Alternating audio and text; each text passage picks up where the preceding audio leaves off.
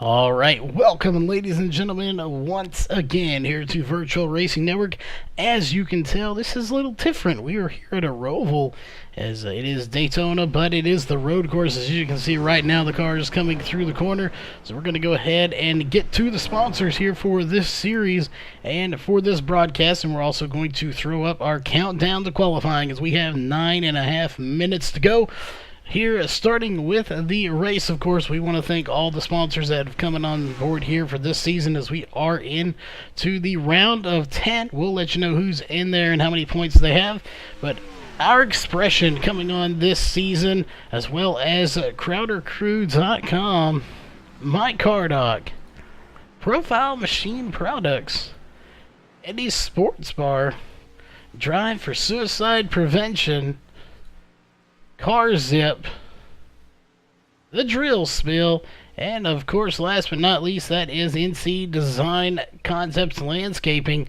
Make sure you check out all of these great partners and definitely give them a shout out if you can on their Facebook's website or wherever it happens to be that you can get a hold of them and thank them for what they do here for this series. On the racing, or on the broadcast side of things, we have our own partners that have come on board here for 2018, and we're glad they're here. Those that do start, of course, with Wool's Beard Co. Beard Balm. If you are a gentleman out there and you have a beard, you need to take care of it. There's no better way to do so than with some Wool's Beard Co. Beard Balm, all natural and organic product. And of course, they have different scents to pick from as well. So to pick some of that up, go to WallsBeardCo.com. SimSpeedShop.com, your one-stop shop for button boxes and e-brakes. Make sure you head on over there and pick one or both of those items up today. Northwest Racing Series. We not only cover their series on Monday night and tonight, later after this race, we also they also the one to go sponsor. So later tonight, when you see the white flag waving, it is presented by Northwest Racing Series. Ohio IndyCar League. If you're looking to get into some IndyCar racing, there is no better league to do so than Ohio IndyCar League. You can get all the latest information on that league at Facebook.com/Ohio IndyCar League. iBog, iRacing Broadcast Overlay Graphics, your sim race broadcast graphic source. If you're looking to get into broadcasting or just looking to expand your overlays, make them a little better, or even just do some streaming and you need some overlays to pull from iRacing, get a hold of Jason Allison at ibog.co. And of course, least but definitely not last, that is our last but not least. Yeah, we got that backwards there. That is Randy's Wraps. We won't have a pre-race interview here. We don't have time, but tonight's post-race show and your top 3 interviews will be presented by Randy's Wraps. So if you're looking for a really nice paint job for a really good price, head on over to Facebook, type in Randy's Wraps, and you'll be taken to their page. You can contact them about getting a really nice paint job done. Again, it'll help you stand out from the crowd, so head on over there and check them out. That being said here, we'll go ahead and bring in our second chair, who that happens to actually be Randy Post from Randy's Wrap. So Randy, welcome to the booth once again. All right, Charles. Thanks for having me again, and super excited to see these guys run the road course at Daytona. You don't see that too much with the NASCARs, and excited to see how these guys do. Yeah, definitely a different track here. It's it's a big track. I think it's over 2.5 miles. It is a huge track. They're only doing 35 laps, but it's 125 miles. So it is a just monster of a road course track, or Roval as we'll probably refer to it here, as it is part oval, part road course. Be interesting. I don't think they have the Charlotte one in here, as that is a new thing this year, but this is a really fun track just without the road course being thrown in there. So to add that in there should make it that much more interesting here. But not a whole lot to go over. We will have a stage caution at the end of lap 15, but other than that, we shouldn't see any actual cautions because it is a road course.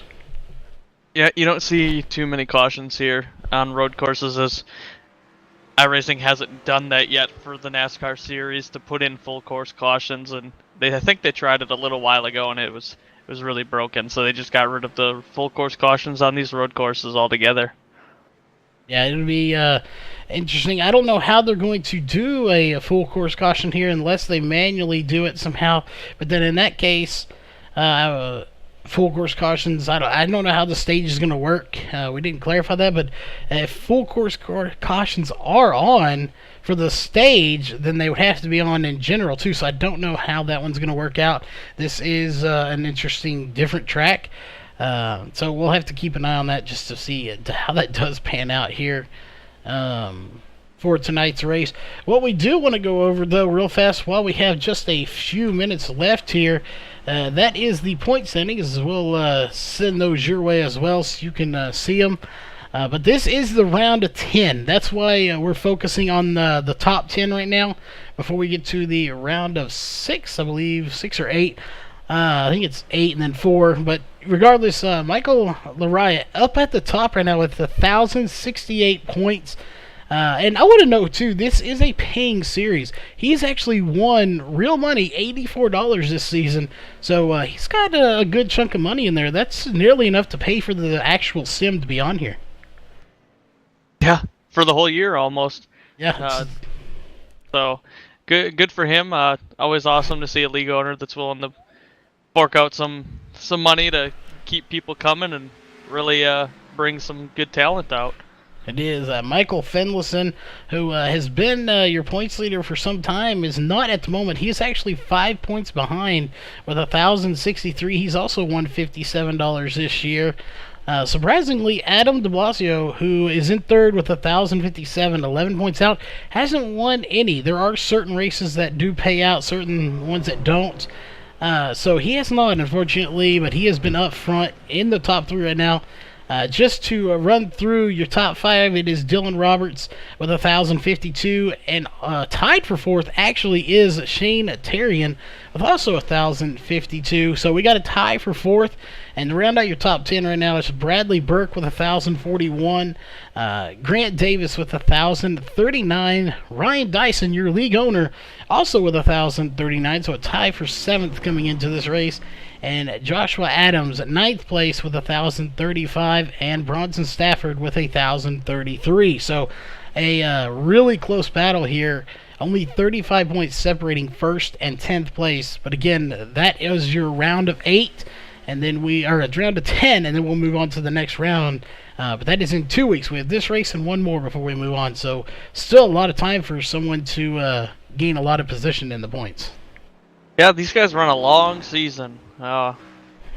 Definitely takes a lot of dedication to run all these races and make all the races and still be able to be competitive in the points. Yeah, it definitely is. You have to be in here, and they do have some part-time drivers, and some like Crowder, Ashton Crowder, has won, but because he's part-time, he's not in that chase. You have to be a full-time driver to be in the chase. Unfortunately, he's not. And speaking of, fortunately, it is that time once again here where we honor our country with the national anthem. So we will be right back with qualifying. We'll explain how that's going to go after your national anthem. We take you down onto the track for our opening ceremonies. Ladies and gentlemen, please rise. Please remove your hats.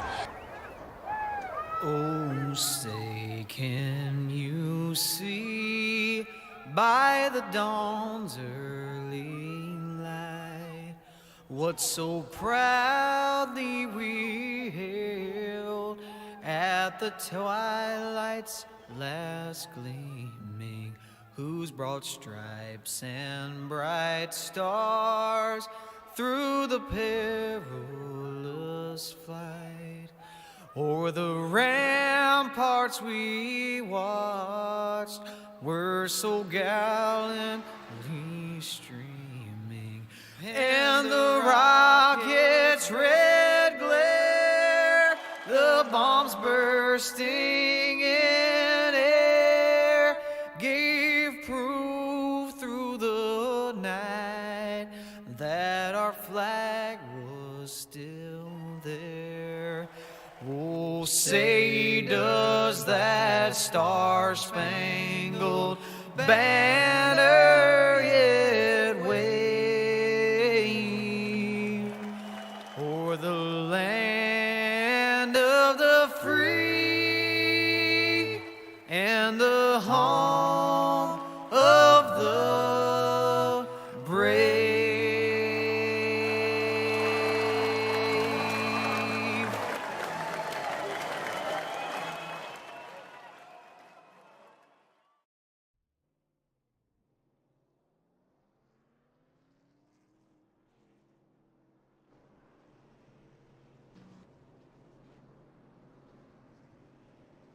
All right, we are back, ladies and gentlemen. Again, they have just a few minutes here to go out, and everyone will come out onto the track because we're going to drop down with them here. We're going to have to find a good camera angle, as certain angles will not work at this track that we're used to. But again, they'll have a few minutes to come out here. Everybody will put laps in. It's going to be a few more because it is a road course.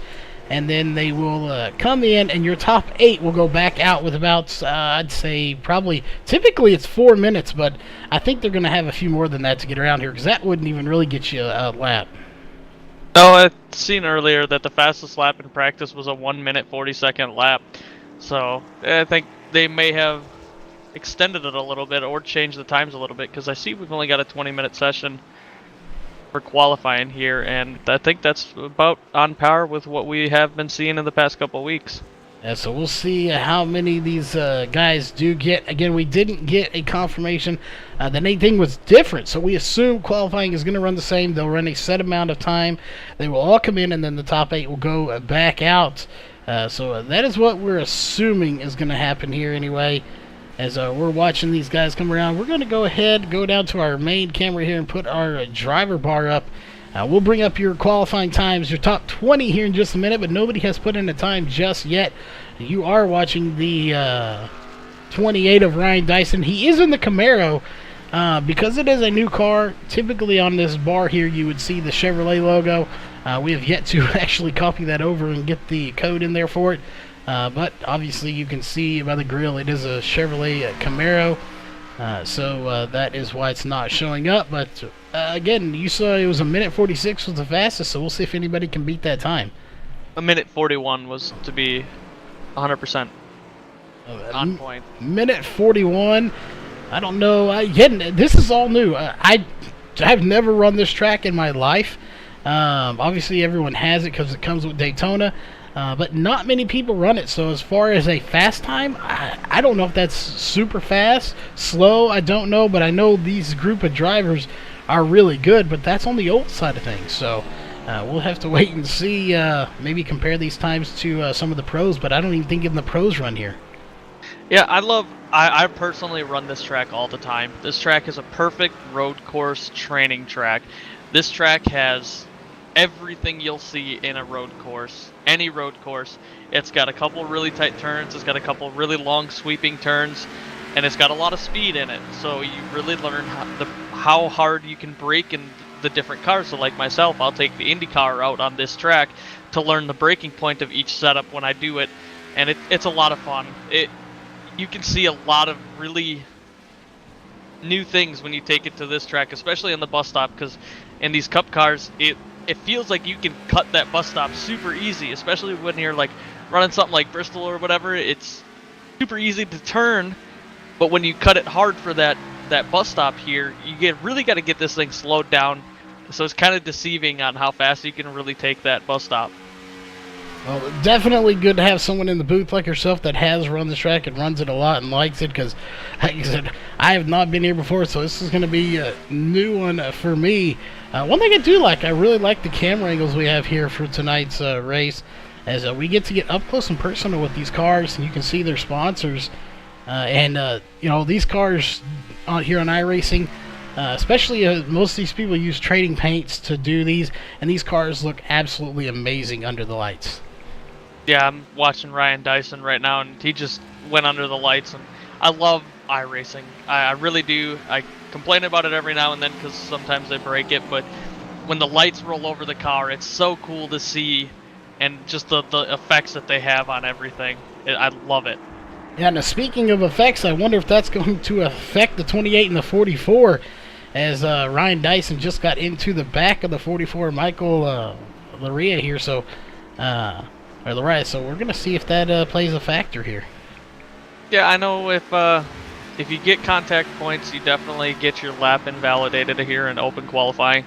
And he's got quite a bit of damage, so I don't know how much that's going to hurt him, as you have to use that front arrow a little bit to slow down, and it can scrape and drag speed away from you. Yeah, so we'll be watching to see. Everybody's using those rumble strips here. We've noticed that, as we want to point out two drivers here that are returned once again, these are two we're going to have to watch here. Corey Hoover, we know he's fast in that 33 machine. We've watched him be fast before. And the other one that we were told to look out for is Austin Hartenfels. We heard he is back here, and he is. And he is a very fast driver from what we hear. As we're looking at his rating here. Again, safety rating and I rating doesn't mean a whole lot here. However, a 4,000 I rating means that you, if nothing else, have put a lot of time into road course racing. Yeah, man, it's so weird when we go to a road course in these cup cars, because I look at the license classes and everything, and it's like, wow, these guys must wreck a lot. But nope, I keep forgetting we're at a road course, and you got quite a bit of variety of some levels here, I guess you could call it. Yeah, definitely. Typically in the oval side, they're all A classes. We have anywhere, if you look at Grant Davis in that 24, he is actually a rookie 1350. What that indicates there, unless he just made it perfectly somehow, that indicates to us that as far as official oval races go, he has never completed or competed in a actual road course race here on iRacing. Yep. I thought you started out with 1500, but I might be wrong. I think they might have. I think it's 1300 or 1350 now. I know it's what mine is for dirt, and I haven't done any races officially. So I think that's what it is now. May used to be 1500 back in the day, as they do change things quite a bit. We got a really good group of drivers here. Minute 41, 338 is the 94 of Adam de Blasio. That is his fastest time. Right below him is Thomas Bresci with a minute 41, 493. So 0.154 separating those two. And on a road course, that's a little bit of room, and that's almost 2/10 that he'll be pulling away each lap if he can run that lap every single time. And I don't know if he'll be able to run that lap every single time, because the tires are going to wear off, and you're pushing a little bit harder on these qualifying laps so that you can get that fast lap. But if you push hard on the race, yeah, we've got 35 laps, and that doesn't seem like much, but we've got a 3.5 mile course, and you're constantly switching directions on those tires. It's going to eat those tires up so quick, get a lot of heat in them, and if you're pushing this hard for that long, your tires are going to go away really, really quick, and it's going to be really nasty for a while until you can pit. Yeah, it's definitely going to be a wild ride. And speaking of wild and evil, that is the 38 of Shane Terry, and that is out on the track and sponsored by Evil Controllers. Again, I've used those controllers in the past. They are great controllers. And he is doing a fantastic job right now. Currently back in 11th, just outside the top 10 here. Again, those top 8 are what you're shooting for. Is those are the guys that are going to get to come back out once again here in just a minute. But just off shy there right now. On the bubble is Grant Davis, who is on pit roads with that minute 42, 9, and 98. So we may see some cars falling behind here a little bit if they don't pick up the pace, but I don't think we'll see anybody really go a lap down unless they're involved in a wreck. I think we will see some guys go a lap down, because if you're a little bit slower, I mean, let's see here. You've got guys that are running 5 seconds lower than the leader right now. So that 5 seconds is going to add up real quick, especially when they're running a minute 40 lap times up front there. And the last posted time was 1:46. So you may see people go a lap down, and that's not uncommon for road course racing. Yeah, we'll definitely be trying to keep track of all that. Again, we try to, but I don't think we're going to have any full course cautions. We're going to try to clarify how the stage. There will be a stage at the end of lap 15 will be the end of stage 1. However, typically road courses don't have full course cautions, so I'm not sure how they are going to enact that. If the cautions are on full course, then we might see full course caution. I seriously doubt it, but this could get very interesting to see how that's going to play out. But that's coming up here shortly, as it looks like for the most part everyone is back on pit road, except for a handful of drivers. And if our math is correct, they should be pulling it in here in a minute to have another quick little drivers meeting. And then those top 8 will go back out again. They also use that time to sort out bonus points and stuff like that because they do get points for being in those top 8. You know, we're at a road course. I think it would be really cool to do one of these with a standing start with a cup car.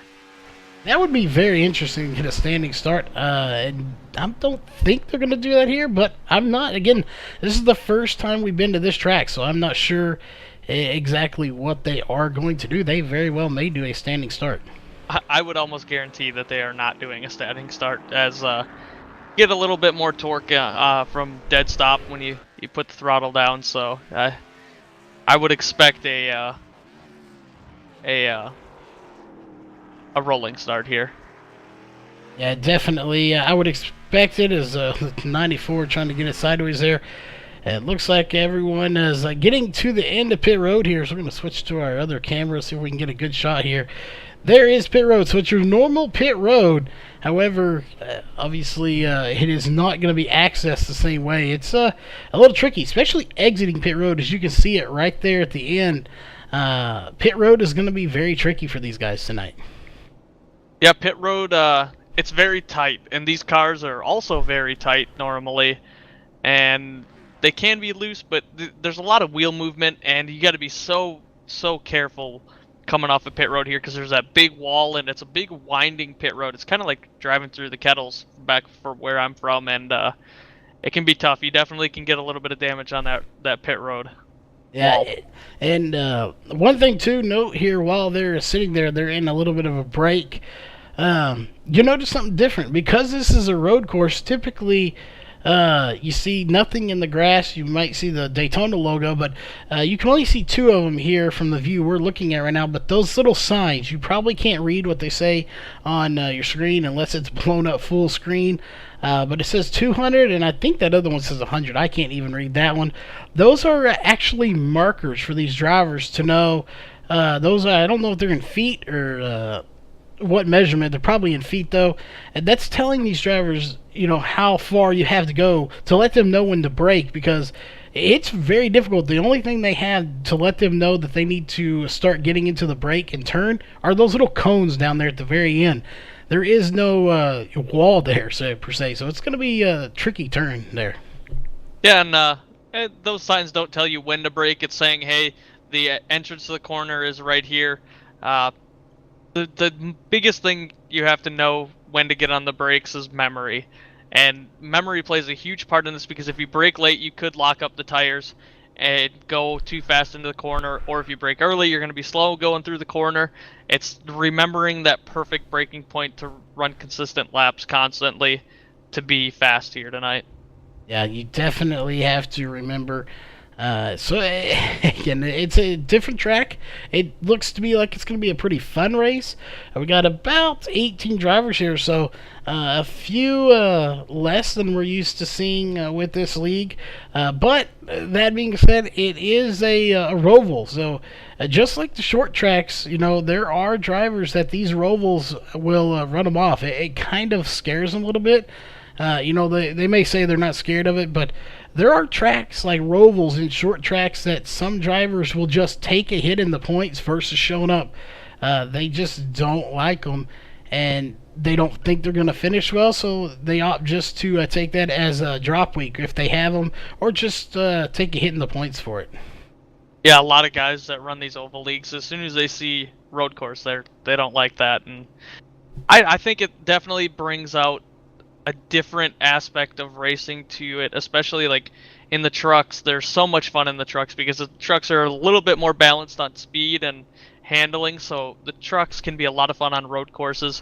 These cup cars can overpower the corners really easily, so if you get on the gas too early exiting a corner, it'll just loop you around, and it can be kind of challenging sometimes, but a lot of these drivers really like the challenge of running a road course, and a lot of them definitely put in a lot of time to try and perfect it. Yeah, they definitely put in the time here. I'm sure these guys were out here practicing as much as they could, but it looks like we got about 5 minutes to go, so your top 8 are going to come back out on the track here once again. And last week we did see some passing going on here. Probably one of the rare times we have. So we'll be looking to see if anybody can possibly get up there as we'll switch back to our main camera. Michael Finlayson, I want to see if he can advance a little bit back in 7th. Grant Davis is not coming back out, but he is in 8th, so he has the option to, but only our top 7 are coming back out.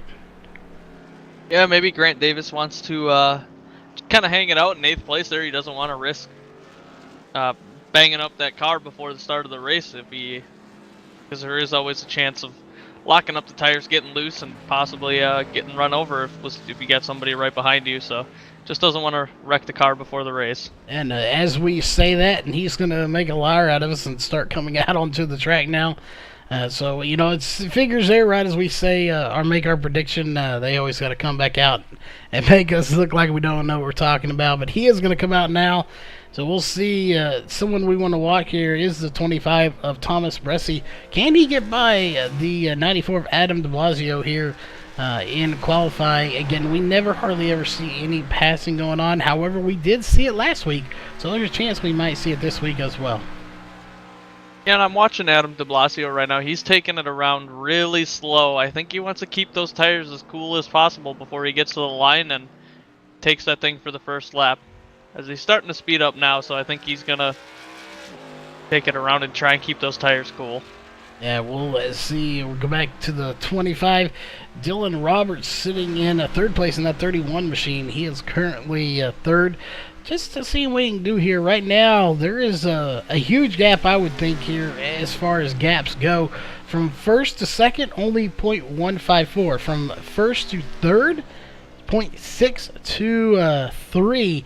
And you have to go all the way not all the way, just to 5th place, separated by a second. So there is quite a bit of time difference between 1st and 5th.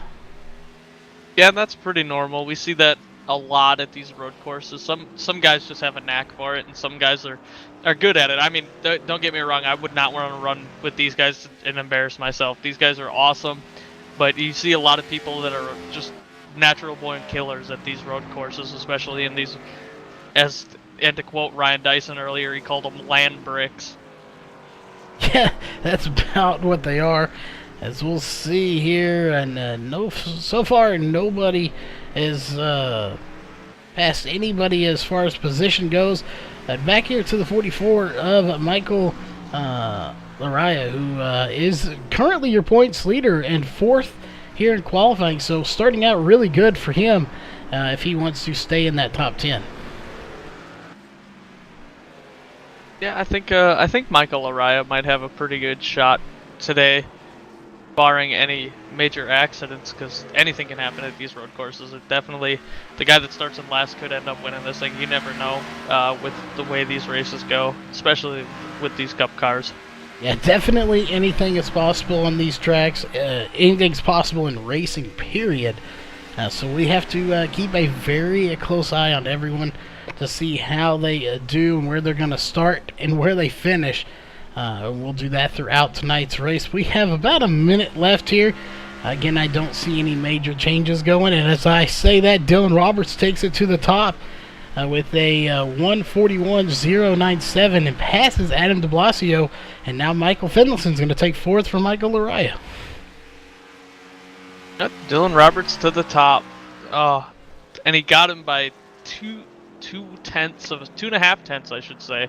So lots of fast laps getting posted. Almost broke that 1 minute 40 second lap as he ran a 141.097. So very close to shaving that extra second off. Yeah, definitely a very fast time here. We got 30 seconds left. Not going to see too much going on. They will tack a little bit of time on there after this because it is open qual. But with that 20 seconds left on the clock now, we're going to step away. We will be right back here with your Walls Beard Co. starting grid coming up in just a few moments.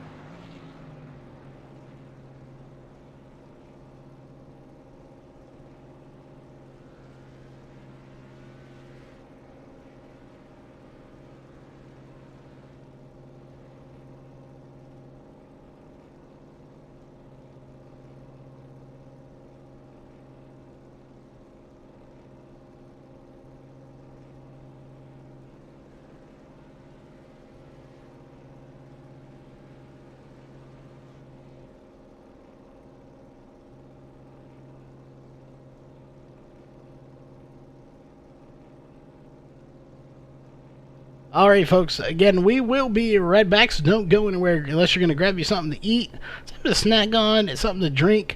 We have about 45 seconds here, extra little time added on before we move on to the grid, as because it is open qualifying. So it says checkered flag is waving. We can actually throw up the yellow flag real quick, and you'll see 28 seconds. So we'll be right back with your Walls Beard Toast starting grid.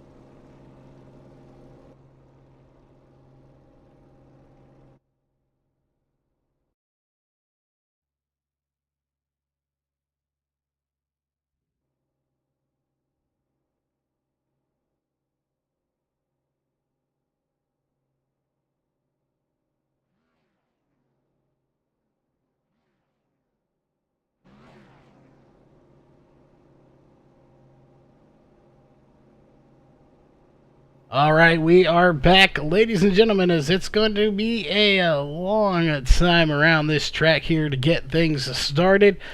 And feeling it's going to be about a 3-minute lap just to get around this track. But that being said, we're going to go ahead and get through your Walls Beard Co. starting grid, and we'll hand it over to you, Randy, to get us started. All right, I just want to let you know they are starting on the backstretch, so it's not going to be that long of a pacing lap. But starting in row 1 is going to be Dylan Roberts and Adam de Blasio. Row 2 is going to be Thomas Bressi and Michael Fenlison. Row 3 is going to be Corey Hoover and Michael Laraya. Row 4 is going to be Bradley Burke and Riley Grant Davis. Row 5 is going to be Ryan Dyson and Robert Kenny. Row 6 is going to be Shane Terrian and Austin Hartenfels. Row 7 is going to be Casey Ashew and Walker Thomas. Row 8 is going to be Bronson Stafford and Jamie Dyson. Row 9 is going to be Tommy Amassi and Joshua Adams. And that is actually going to do it here for the Walls Beard Co. starting grid. 9 rows, 18 drivers. And we are getting ready to get this thing started. I'm glad you mentioned that because I thought they were starting on pit road or on the front stretch, but different. Again, this is a different track that we do not go to hardly ever. This is the first time here for me. I did not realize they started on the back stretch.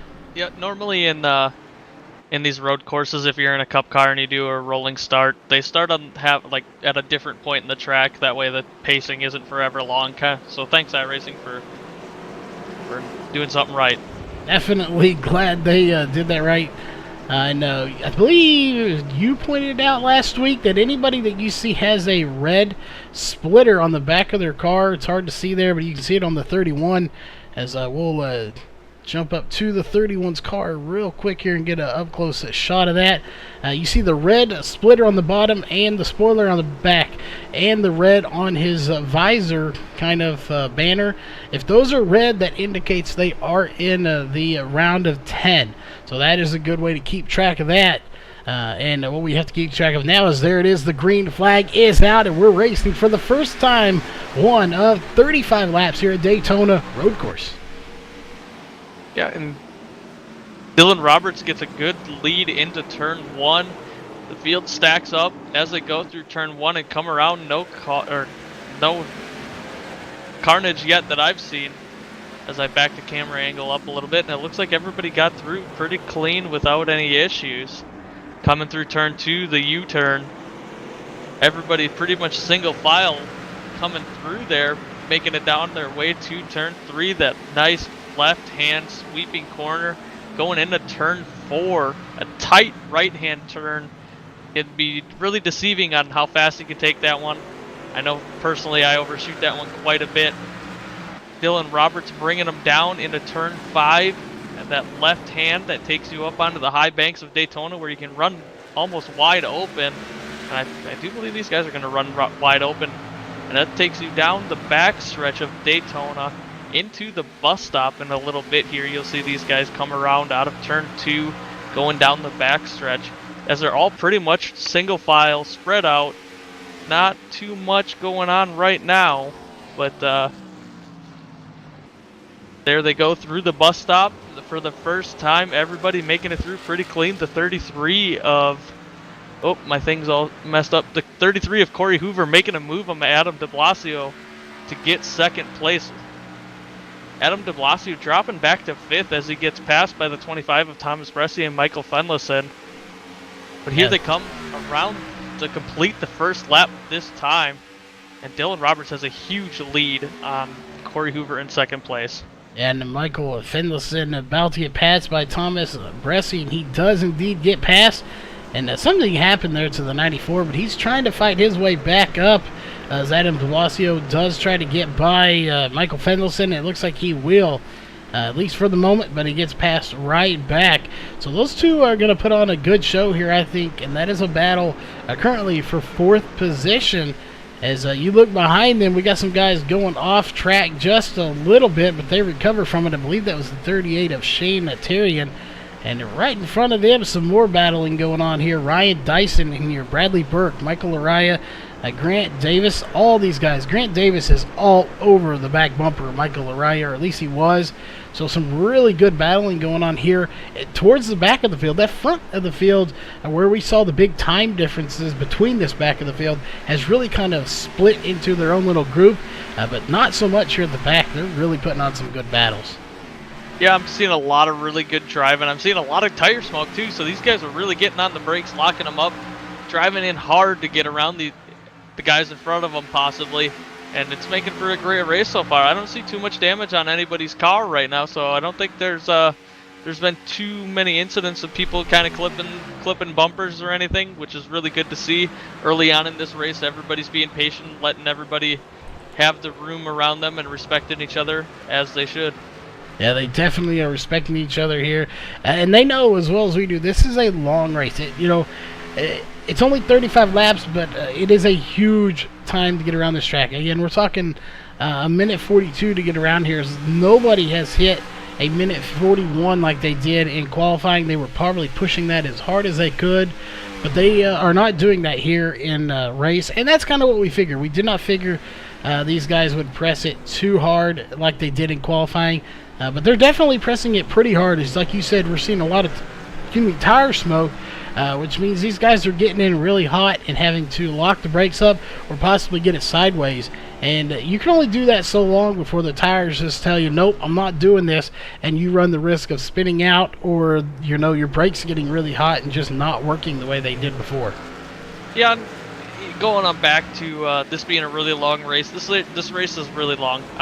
You get a 3.5 mile track, but at the same time, it's 35 laps. These guys are going to be so focused on every corner that all of a sudden they're going to blink. The caution is out for that stage 15 or lap 15 stage, and as soon as that's over, you got less than 20 laps.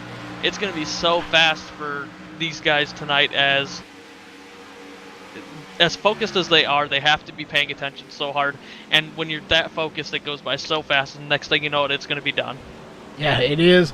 As we're watching the battle here between Thomas Bresci and the 25 was somewhat in that battle, but Michael Fenlison and Adam de Blasio, who has fallen back behind Fenlison. Now Fenlison's going to get by Hoover on the oval part of this, as he's going to get by him very quickly and very easily.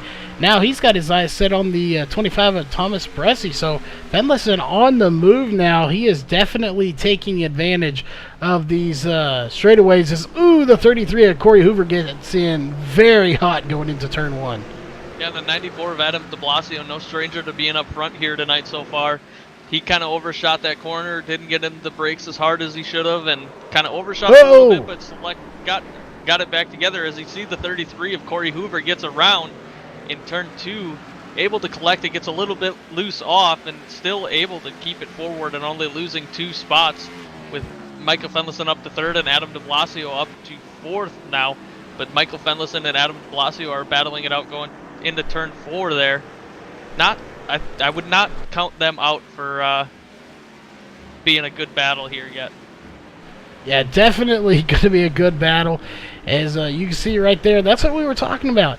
Maybe his brakes are getting a little hot. Maybe his tires are a little worn out. If he's pushed it too hard into these corners, he very well could have eaten those tires up or really got those brakes hot for the 33 of Corey Hoover, and that allowed him to, these guys get by him as he spun out. But definitely a terrific save for him to not completely spin it out and lose even more positions.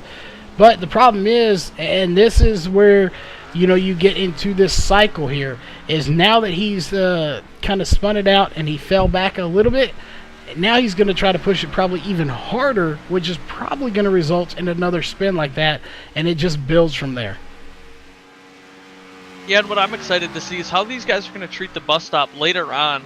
I was watching Adam de Blasio earlier in practice, and he was kind of getting on the brakes really hard going into the bus stop, and sometimes when you do that, it'll pitch the car, and he was drifting the bus stop almost completely all the way around. So I'm really curious, is he going to do that later on in the race when the tires are worn? Is he going to try and drift around the bus stop? I love watching people approach the bus stop because it's such a tight turn that there's so many different ways to approach it. You can enter it super fast and kind of slam on the brakes last second and kind of drift it like I was talking about, or you can enter it super slow. Everybody's got their own way of doing it, especially at different points in the race, and I think it'll be really cool to see how everybody approaches that later on in the race.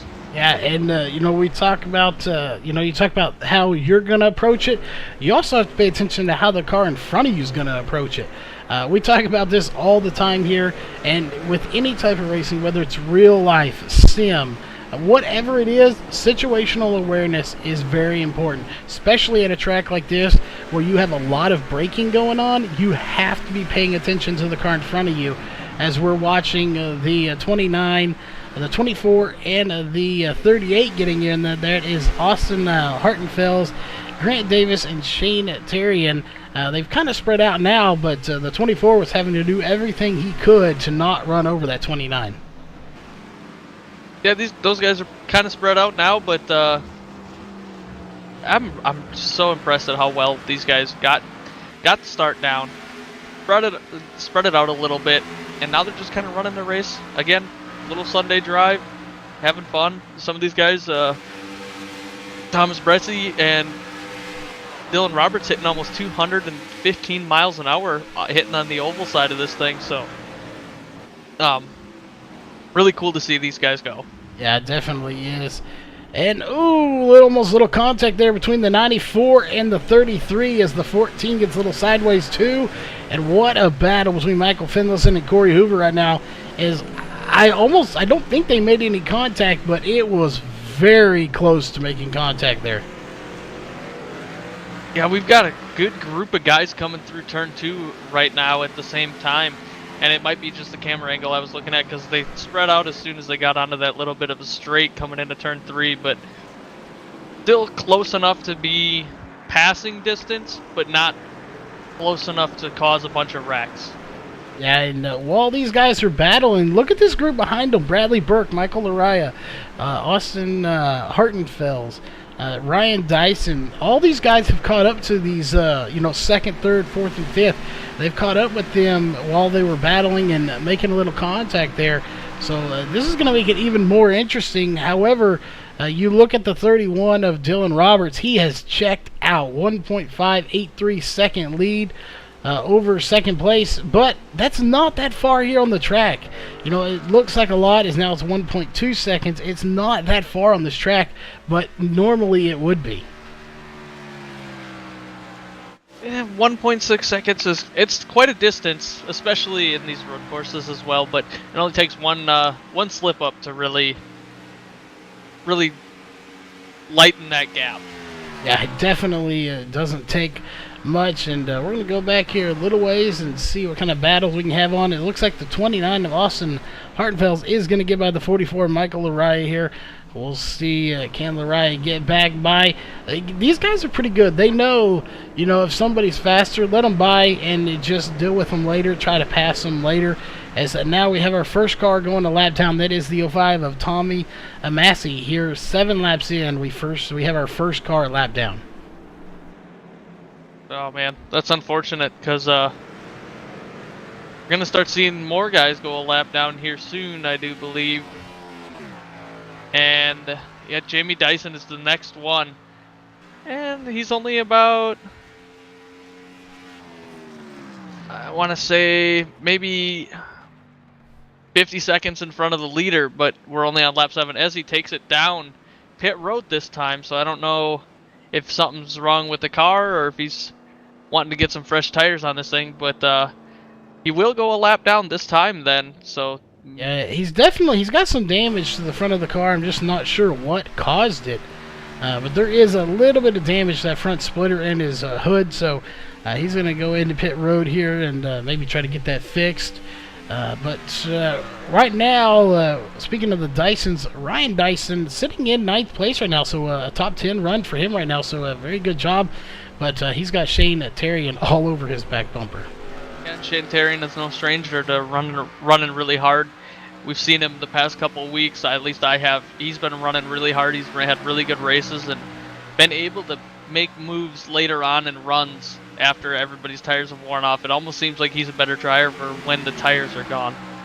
Yeah, it is. Some of these drivers, you're like you said, it seems like they hang in there. I think they're good before those tires wear off, but they hang in there, and then when those tires wear off and everyone else starts struggling, they put it into a new gear, and they just like, I'm in the tires are old gear, which is one gear past everyone else, and they just excel. They know how to drive on those older tires, and he's one of those that can do that as he's trying to get by Ryan Dyson here.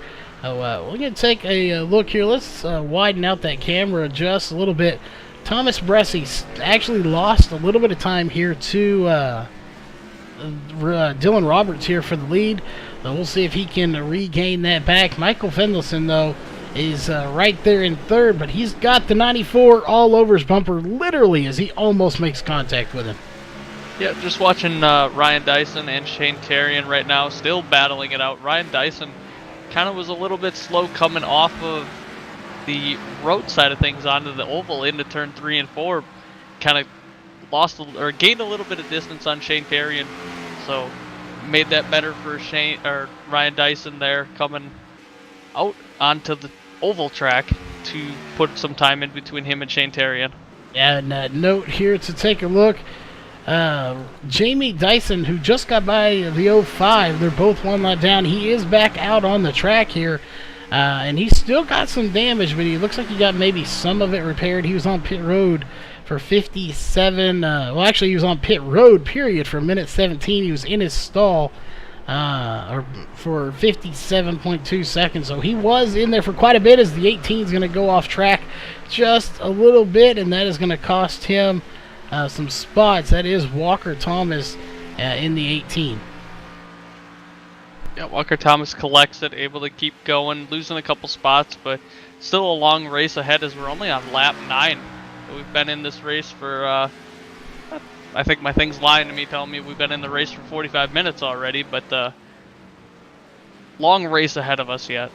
Yeah, definitely, and that actually might be about right. We're showing we've been live on the air for about just an hour and 30 seconds, and obviously about 15 minutes of that would be for the pre-race shows, and then another 20. Yeah, so actually, yeah, you're a little off. We've been here live racing for about probably 35 minutes or so, 30 minutes of that. So 30 minutes in, we have completed 8 laps. We're on lap 9.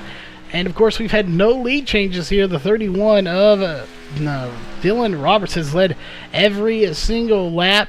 But keep in mind, as it says right there on your top of your screen, stage 1 is 15 laps. So we should have a full course caution coming up here to complete lap 15. Again, I'm not sure how it's going to work if we have full course cautions on. But regardless, we'll go back here as we have the 88 of Joshua Adams in the grass, spun out, and he is missing his hood, so something drastically wrong happened there. But we don't have a caution, so we don't have a way to go back and look at it here. But unfortunately, a really nice paint job for Back to Blue, and it is all torn up now. Yeah, I'm going to see what I can find if of something possibly happening to him. While you're watching that, something is still not right here with Joshua Adams' car as he just puts it into the tire barrier again. That car is definitely not handling the way he wants. He goes off course once again. So we'll let you see if you can figure that out. But again, something definitely wrong. Yeah, it looks like it might have happened a little bit ago. So still going back to see what happened here.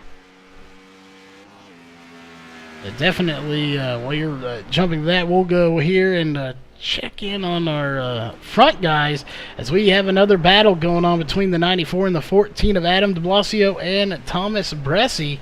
Those two still duking it out for second place. Neither one give it up, but it looks like, that was Adam de Blasio and Michael Fendlison. Bresci is ahead, but Adam de Blasio, who had fallen back, has got his way back up to third place. Oh yeah, just got it. Back on lap 5, it looks like he got a little bit tight and pushed before he went onto the oval side and caught the tire barrier and lost his hood up there. Alright, so his hood's been gone for a while then, so that last spin was just a product of the car not handling probably because of that damage. So he got damage earlier that we didn't see because, again, there's no full course caution, and unfortunately gave him quite a bit of damage. But it is what it is here. You know, without the cautions, it is hard to see some of these.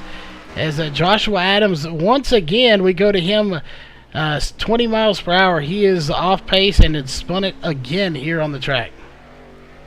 Yeah, really, really unfortunate. I mean, once you have a big wreck to where something like your hood pops off, per se, it can really change the mood of your driving, and it's usually just turns into a string of bad events as he locks up the brakes into turn 4 and almost hits the tire barrier again there. So just really unfortunate for him tonight. Yeah, and the good news for the rest of them out there is, at the moment anyway, and this could change here shortly, he is not around anyone on the track. And based on what we're seeing here on the angles, it looks like that's about in the same spot where he spun last time. So there could be just one set of corners here that's really getting to him that he just can't get around. And that's very well possible. You know, it's that one corner that you just fight with all night long. I'm sure you, being on the racing side of things, have seen that when you do a road course or even an oval track. There's just a certain part of the track that just gives you problems. Yeah, Bristol turn 4 is my arch nemesis, as we do have Thomas Bresci on the bumper. I think that's Thomas Bresci on the bumper. Yep, Thomas Bresci on the bumper of Dylan Roberts, fighting for the lead with coming to 4 to go for this stage. And it might happen to where Thomas Bresci might be in the lead for the stage, because they are neck and neck for the lead right now. It makes me wonder if the 25 of Thomas Bresci there, as you're watching him battle, might have been holding back a little bit, saving those tires and brakes, and seeing if he can, conserve a little bit. And then here in these last 4 laps, really pick it up now, 3 laps to go. I really think he may have been holding back just a little bit, because he is not holding back anymore. He is all over the back bumper, and he's going to try to look to the inside. Not going to happen. Ooh, and this could be bad. We've got a slow car in front. Hope as he dives off and sees that the leaders are coming, so good for him. And that's a huge, that's huge to me, is to see something like that happen. I've talked about it before, how I respect him so much for doing that, getting out of the way of a battling leader when he's a lap car and slow. Yeah, it definitely shows a lot of class and a lot of respect for your competitors. And what you got to remember is these are, we talked about how long this season has been. I think we're on race 18 of 25 or 17 of 25. There is a lot of races. So these drivers, they will remember this. If you're respectful to them, they will remember that. It doesn't necessarily mean they're just going to, hand over a position to you next time. But if it means a matter of passing you to put you a lap down maybe next race or 2 races from now versus letting you stay on the lead lap, they may keep you on the lead lap. That way you can pit with them if a pit stop comes out. So they do remember this, and they will return the favor usually. Yeah, and speaking from a league owner standpoint, as I know both of us are league owners, and I'm going to speak for you on this as well because I know this is where your mindset is.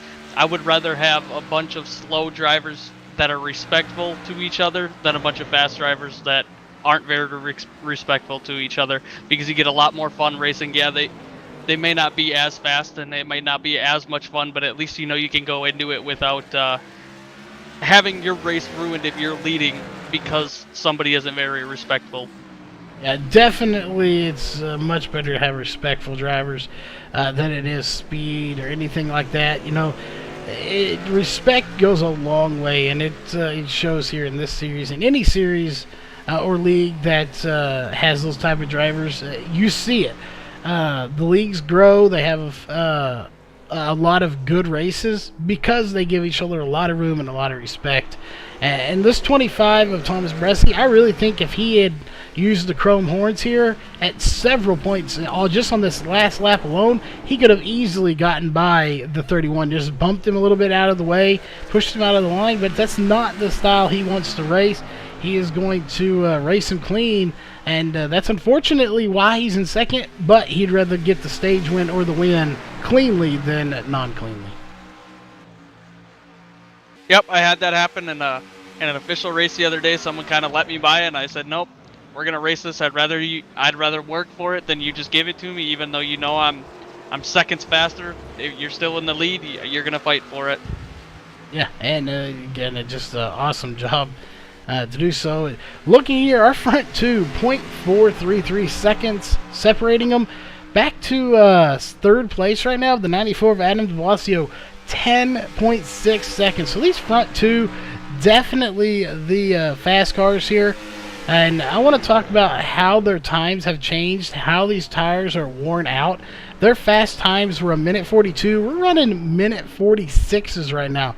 So these tires are extremely worn out right now. Thomas Bressie on the inside of Dylan Roberts gets by him as Dylan Roberts gets into the grass a little bit. So our first lead change comes on the last lap of the stage going into turn one. And Dylan Roberts not giving it up easy as he's still right on the rear bumper of Thomas Bressie. I think we're going to have a photo finish for this stage, I do believe. Well, we actually have, too. It's the completion of lap 15. So they still have a whole nother lap to go after this one. Okay, I thought this was the one that they do the stage at the start of. No, that's a different league. I'm sorry. Yeah, well, yeah, we do too many leagues around here, but yeah, at the completion. But we still very well could have a photo finish for this, because you know the 31 of Dylan Roberts is not going to give this lead up without a fight, as they are coming on to the, I believe this the front jets are coming up too.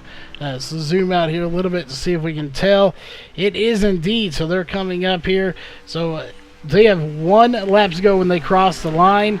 Will the 25 of Thomas Bressie be able to hold off the 31 of Dylan Roberts? That will be a good question. Thomas Bressie drifts it through the bus stop. As I was talking earlier, are we going to see people doing that? And you definitely saw Thomas Bressie just do it, and it gained him a lot of time on Dylan Roberts as Dylan Roberts runs it more of a clean taste. And doing it like that for Thomas Bressie, that's definitely a risky move, because you tap the brakes just an inch or maybe a quarter of an inch too hard, and that'll send you around. But he executed it perfect and has a pretty sizable lead on Dylan Roberts right now, as he's 0.6 ahead. He does indeed, and we are on lap 15 now, so we'll see if he's going to attempt that move again. He got away with it that time, but you know, those moves like that are very good to, you know, maybe on the last lap try to do something and make it happen, but you know, doesn't mean you're going to be able to complete or do that every time safely. So we'll see if he goes through there as fast as he did last time, and if he does, will it work out for him, as he has got a sizable lead. You know, it's not huge, but it is enough to be ahead of him right now.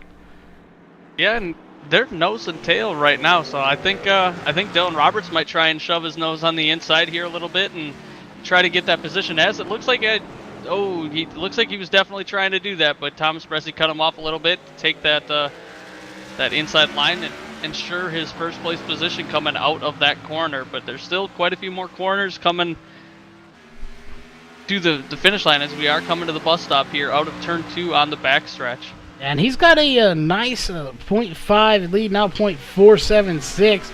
So we'll see. I have a feeling based on his speed, he's about to fly through this again.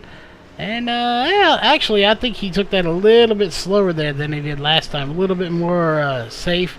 That may not have been, you know, in his head. He might not have liked doing it that way. He might have wanted to slow down this time. Yeah, he might have been chuckling a little bit, knowing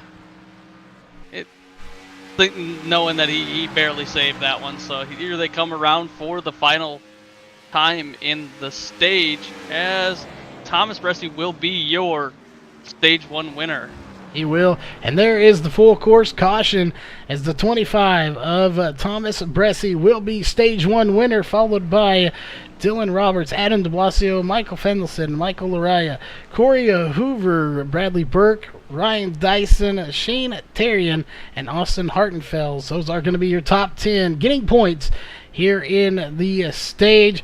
And of course, that will do it here for Stage 1. So we only have one other stage left, and that is the remainder of this race. 20 to go. It'll be about 18, 17 to go. When we go green again, everybody's going to come down pit road. So we're going to step away here real fast to a commercial break, and we will be right back here, and we'll recap pit stops if they've even made it that far and let you know who did what, if any mistakes were made, and we'll be right back.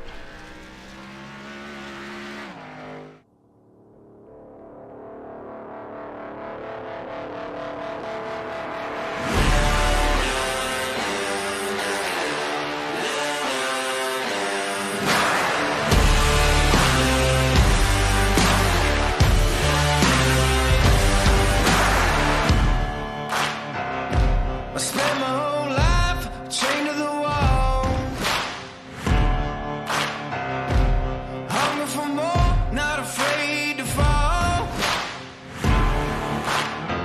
Had to cut a man down to get where I am, but someone had to tumble and someone had to stand. Don't try to fight, there's nothing you can do, and I'm gonna run all over you. It's too late to try, there's nothing you can do. I'm gonna run all over you. I'm looking for new blood, and nothing's gonna stop me now.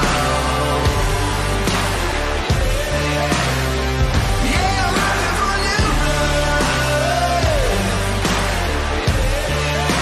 and nothing's gonna stop me now.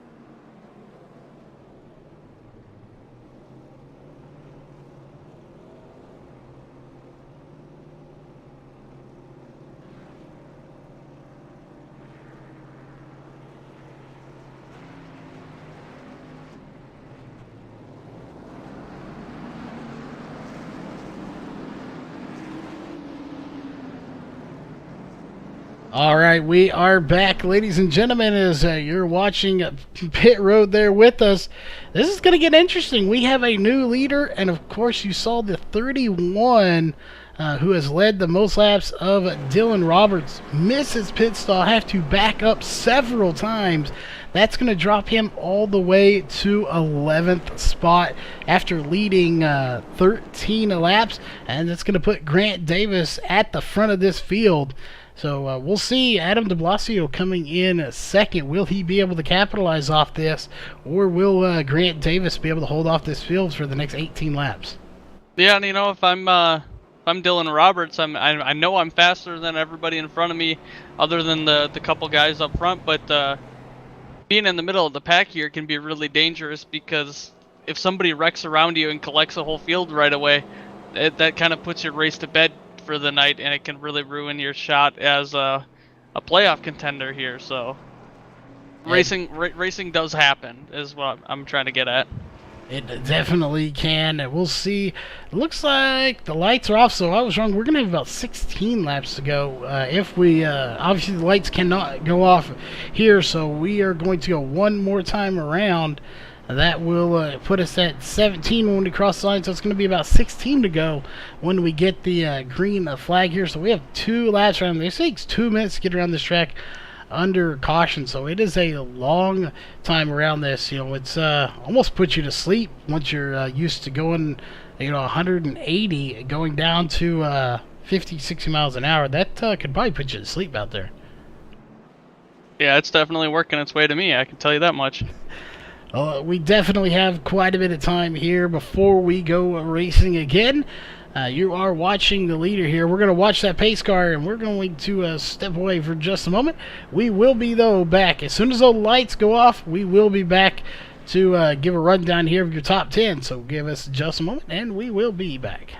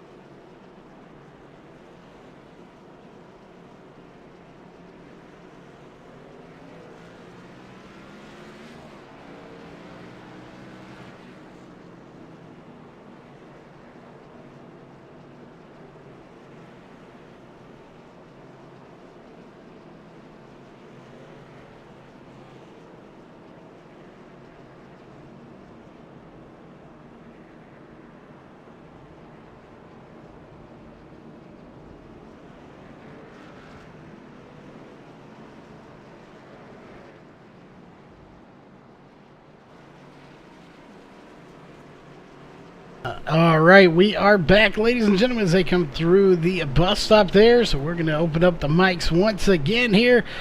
Interesting here. It just dawned on me we don't have the Ford Mustang here. We have the Porsche. So that is indicative of road course racing. Very interesting to see a Porsche leading a bunch of NASCARs around the track. Well, I think they noticed that there's a lot of turns, and they didn't want the Mustang wiping out in front of everybody, so... Oh, due point, there is two Chevrolets leading this race too, so we'll see. Grant Davis out front, pace car's about ready to dive off, so we're going to get lower with these drivers as the green flag is just out momentarily. There it is, green flag is out here at the Daytona Roval as we are racing once again, 16 laps to go. This should be a very interesting one. We're going to see a lot of... things happening here, I think, in this last group is Adam de Blasio trying to take to the outside, but it didn't quite work. Yeah, Riley Grant Davis in first. Now, got a little bit of a lead on Thomas Bresci right now going into turn 2, but not too big of a lead. I'd expect to see Thomas Bresci, Adam de Blasio, and Michael Fenlison all over Riley Grant Davis here soon. Yeah, definitely would. And we're going to go back here to Ryan Dyson, who is leading this pack of Bradley Burke. Dylan Roberts, who was our leader going into the pits. Close to it. He was technically second there for a while, but he was, I would say, our leader for most of the race anyway.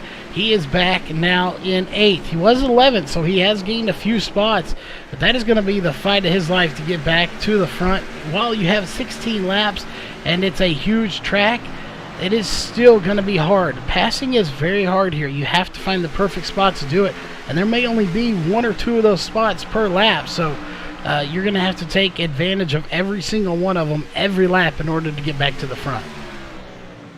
Yeah, Dylan Roberts took the 29 overshoots the bus stop, and now he's going to have to go really slow and take the black flag time penalty because he quote-unquote cut the bus stop. So really unfortunate for him because that's a long flag. I think it's like 3 seconds. You got to be really slow and let people by. So I think he dropped 3 positions after that happened. So really unfortunate for Austin Hartfels.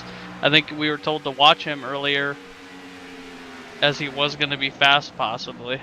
Yeah, definitely. He was one that they were told to keep an eye on. He's returned, going to be a fast driver, and obviously fast. Just a little too fast there for the bus stop as he overshoots it. We'll see. Everybody is really cutting this corner here as we see a lot of dirt flying. I'm wondering if they're getting any X's for that for cutting the course, but we have seen everybody get all the way into the grass there, going through that one corner. Yeah, someone told me the other day, I'm not 100% sure if it's true or not, but apparently if you cut the grass just a little bit with either side, not too much to where it's going to spin you out, but apparently it keeps your tires cooler if you hit the grass a little bit. I guess that technically would make sense as it's not the hot pavement.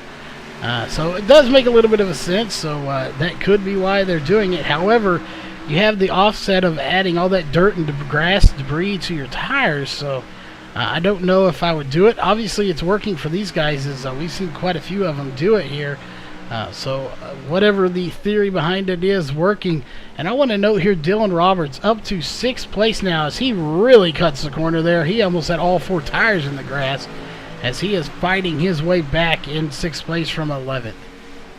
Yeah, he's doing a really good job of it too. He's running clean around these guys, but taking a lot of chances. And I think he's proven that he's able to make these chances help him drive through this field as he's closing in on Corey Hoover and Michael Fenlison. And I'd say by the time this next lap is over, I would expect him to be in 4th. Yeah, I definitely expect him to be there too. We'll keep an eye on that here with 14 laps to go. It's going to get very interesting here as we're going to jump to the front here.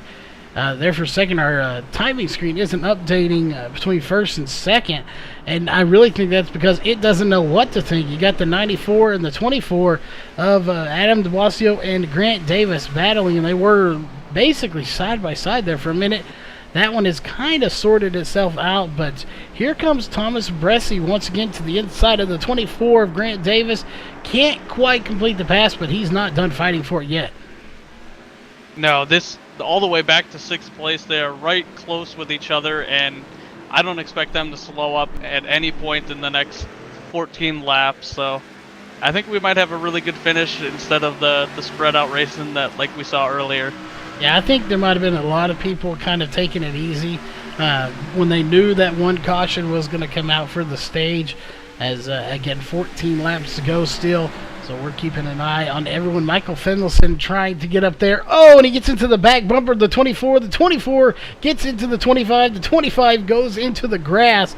And that is going to be bad here for the 25. As he has tons of damage of Thomas Bressi, and they're going to take it 3 wide. Yeah, 3 wide. Oh, and the 24, 4 wide in turn 4. You don't see that too often in Daytona, especially on the road course side of things. Definitely do not see 4 wide on a road course. And these guys are really starting to mix it up here. And here comes Michael Laraya into the mix as well. So we have about a 6-car battle going on, all for about 2nd place. I just want to say I was wrong. I said Dylan Roberts was going to be in 4th by the time that lap was over, but he's up to 3rd now. So he's got Corey Hoover and Adam de Blasio in front of him, but Adam de Blasio is about 3 seconds ahead of Corey Hoover right now with the lead. But all the way back to, I want to say, 10th, they are all right there with each other, so lots of hard racing going on from 2nd to 10th. Yeah, and the 25 is going to go off the track just a little bit, and that car is just not handling the way it was before with that damage to that back spoiler, so he is going to have to fight that car extremely hard. You know, it's never good to see your competitor. You want to beat them fair and square, but with that little bit of a damage that he has, that is good news for the 31 of Dylan Roberts, because that really was his biggest competition in the first half of the race. So him having that damage is really going to help Dylan Roberts, but I say that he's not able to get by him just yet, but he may here once they get into these turns again, because I think that's really where it's going to hurt him.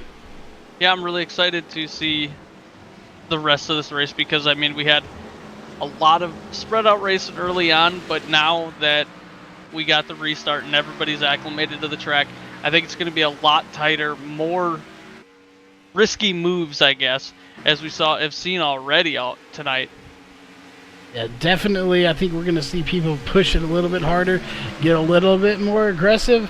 For the most part, be clean about it, but there will be some contact, as we've already seen that contact here in this race. As right now they are starting to get a little spread out, but last time they got spread out very quickly because of speed. This time it's more because of damage, as Michael Laraya trying to take 5th place from Michael Fendelson, but just not quite happening just yet, as Fendelson's going to cut it into the grass, just can't get to the brakes enough. I think he's definitely having some steering issues, as those brakes are glowing red, and with that damage he just isn't able to get to the brakes as much as he needs to. Yeah, these brakes are getting hot, and that really you're going to have to start braking earlier because of how hot these brake rotors are, and the brake pads are going to just start melting together. And it wouldn't surprise me to see a brake failure, probably. Yeah, that would definitely stink, and it can happen. Again, we don't have tires that blow out either. I don't think we'll see that, but there is a simulation. If these tires get too worn, your car will shoot to whatever side that the tire gets to zero pressure. So hopefully that doesn't happen, but again, all this stuff can happen in here. It just typically doesn't happen. As looking here, the 33's got some damage to his splitter. Thomas Bressi got some damage to the back. Dylan Roberts got a nice, clean car, but so does Adam de Blasio, who apparently just blinked out of the race. Our leader. Oh, Adam de Blasio dropping like a fly. I'm trying to get the camera on him and see if he's going to come back. Yeah, he is dropping like a rock, and that's going to give the lead to Corey Hoover. He was perfectly fine. We were watching him and just disappears, having some connection issues here. So that is definitely not what he wanted to see. Looking over in the race communications, I do see still see him there, but at the moment he is not on the track, so that would be very disappointing if he could not recover from that. As we'll see, he does not show a lap down yet, but he is not on the track. Yeah, I'm not seeing him yet on the track either, so this could be really bad for him. That definitely could. And looking at the point standings here, he is third in points, so 11 points out of first. This would be devastating if he was unable to get back. And hopefully, maybe he'll just randomly connect again. Hopefully it's not inside of another car, but we have 11 laps to go. That is good news for Corey Hoover, as now he is in first, and Dylan Roberts up to third because of that. Yep, still hasn't popped back up on my screen. Oh, Adam de Blasio has, disconnected, I guess you could call it, so really unfortunate for him because he was running a real good race. Corey Hoover in the lead right now. He is in the lead, but the 25 of Thomas Bresci coming once again. So, this is really good for Corey Hoover. It's now he has the lead, but here's the two guys that led a bunch of laps that were dominant in the first half that pulled away from this field. That is Thomas Bresci in the 25 you're watching, and the 31 of Dylan Roberts coming behind him. So he has got two of the fastest drivers that were in here earlier in the race trying to run him down. So he's got to be on his best behavior, hit every single corner perfectly and not make any mistakes, because if he makes a single mistake that costs him a little bit, he is going to get passed by one of these. Yeah, lots of damage on some of these cars. I mean, you've seen Thomas Bresci with that rear damage. Corey Hoover's got a little bit of front end damage, which I don't know if they fixed it in this build, but I mean, just the last couple months we've noticed that if you've got a little bit of front end splitter damage, you can lose a little bit of speed, and it looks like his front splitter is pushed in just a little bit. Yeah, it definitely is. I think the best one out of this group is going to be the 31, who doesn't have any damage, of Dylan Roberts. He has got a nice, clean car. But meanwhile, up at the front here, as it seems like this happened in the last stage too, your front two have started to bunch back up a little bit, and we're starting to see those two make a run at each other, both of them having damage. So this is just like we had in the last laps of stage one, as the front two, contact between the 25 and the 33, as the 25 gets into the 33, and I don't think it's done yet. No, I don't think anything is going to be done yet, as we still got so much left in this race, and we're going to see a lot more beating and banging towards the end, I bet. Yeah, it definitely is. He crinkles up that Hunt Brothers Pizza logo on the left, or the back left quarter panel. He gives him a nice shot. It wasn't enough to spin him out or anything. It was just a little bit of a tap, maybe just to let him know, hey, I'm here, I'm faster than you, let me by. So we'll see. Based on their last laps, he was faster by about 0.2. So the 25 is faster, and he's going to put it in there and try to get by. And here comes the 31 of Dylan Roberts as well. So we got a three-way battle for the lead. Yeah, and I think Dylan Roberts might have a huge advantage with no damage. He's been up front most of the night. He had Thomas Bresci in front of him and run down early on, but I don't think they're going to have anything to give him once he gets by him. Yeah, it's going to be a good point there. I'm not sure he will either. We'll see again. The 25 all over his back bumper right now. He is definitely hanging in there. 9 laps to go, going to be 8 at the line. We are into single digits. Again, typically we would be coming up to the point where we would say we're coming up on 5 to go here shortly. That is the point of no return, but that is not going to happen. There are no full course cautions tonight because it is a road course, technically a roval. So cautions will not come out. So these guys have to be doing everything they can, but they have to do it cleanly, because if they, spin someone or wreck someone, there's a good chance that it very well could get them a penalty. So they don't want to do that. And while we're talking about that, I want to point out that the 94 of Adam de Blasio is back, but now 2 laps down. Yeah, and which is really unfortunate because he was leading the race by quite a bit, and that'll hurt him in the points pretty bad. Yeah, that is very unfortunate, and having a weird deal there, just disconnecting for about a minute or two, coming back, and then able to race good. And he had no signs of having any connection issues, so a very strange deal there as he just abruptly disconnected, giving the lead to Corey Hoover, who, as we're going back up to, still has company from the 25 and the 31. Michael Lariah sitting in fourth place right now. Also got a nice, clean car. Just kind of hanging in there, waiting to see what happens with this front group. So, yeah, I looked, and it looks like Adam DeBlasio is from the New England area, and we've been getting a lot of storms in that area. So, it could be that he's got really good internet to stay connected, but the storms could have caused that for us. It definitely could have had a power go out for a minute. Anything could have happened to cause that. It does definitely stink for him. Very unfortunate as we're watching this battle up front here. That's really the best battle we have going on at the moment. Not a whole lot going on throughout. However, you do have the 61 and the 18 battling going on for about 11th position. So we'll see if they can do anything here, but it looks like it's going to fizzle out here as the 10 of Robert Kinney is going to try to make something happen with the 61. Yeah, Corey Hoover is out front. Still, Thomas Bressie and Dylan Roberts are going to be battling it out for second here soon, as we've seen Thomas Bressie make a huge move on Dylan Roberts early on in the race and let their turn one. And I would expect Dylan Roberts to try and do the exact same thing to him as Thomas Bressie comes in and overshoots turn one, and Dylan Roberts gets by him cleanly for second place in turn one there on lap 29. Very unfortunate there. That was a definite overshoot, and now he is going to have to try to fight his way back up.